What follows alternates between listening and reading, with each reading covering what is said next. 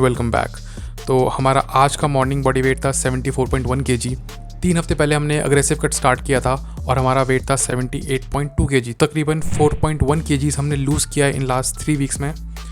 And honestly it is pretty amazing. Although हमने 4 kilo weight कम किया इन 3 हफ्तों में, बॉडी में फिजिकली ऐसा कोई चेंजेस नहीं है, which is actually expected because I just have to trust the process. एक पॉइंट ऐसा आएगा, उसके बाद every gram of fat I lose वो मेरी बॉडी में दिखेगा, और उसमें भी टाइम है, बट हमें प्रोसेस पर ट्रस्ट करना है क्योंकि मुझे दिख रहा है मेरा वेट कम हो रहा है। I feel great, actually I feel miserable because I am always hungry, but it's part of the process. Just few more weeks to go and let's see how it goes. अब मुझे धीरे धीरे realise हो रहा है कि ये इतना ईजी नहीं है। मेरे दिमाग में मैंने इसको बहुत ही ईजी बना लिया था, बट ये इतना ईजी नहीं है। और सबसे इंपॉर्टेंट बात ये है कि अगर तुम्हारा रूटीन सेट नहीं है, अगर तुम एक टाइम पे नहीं उठते हो, एक टाइम पे नहीं सोते हो, तो ये जर्नी तुम्हारे लिए और डिफिकल्ट हो जाएगी क्योंकि तुम्हारी बॉडी को पता ही नहीं है कि तुम कितने बजे सो रहे हो, तुम कितने बजे उठ रहे हो। तो अगर तुम रात में लेट तक जागोगे, भूख लगेगी, और वो क्रेविंग्स को कंट्रोल करना sometimes it is very very very difficult. और इसके ऊपर से क्योंकि तुम खाना कम खा रहे हो, तुम्हारे पास कैलोरीज कम है, प्लस तुम रात में जाग रहे हो, तुम्हारा रूटीन सेट नहीं है, तो because of that you will always be tired. मतलब एनर्जी रहती ही नहीं है। अभी शाम के बज रहे हैं 6, बॉडी में बिल्कुल जान नहीं है। मैं बस एक चीज़ का वेट कर रहा हूँ, वो है डिनर।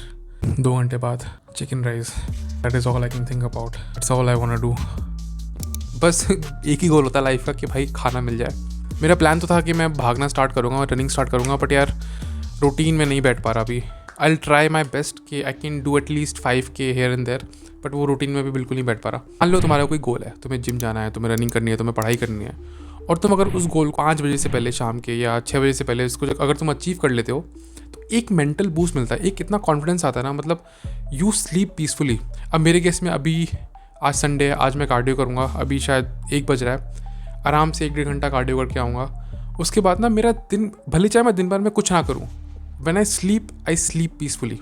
इसलिए अगर तुम्हें पढ़ाई करनी है, माना तुम 6 घंटे नहीं पढ़ पाए, बट अगर तुमने 2 घंटे भी पढ़ लिया, तुमने 3 घंटे भी पढ़ लिया शाम के 6 बजे से पहले, you will not feel bad about your self. हमेशा से एक ही फिलॉसफी रही है कि लाइफ में कुछ भी हो जाए, कॉन्फिडेंस डाउन नहीं होना चाहिए।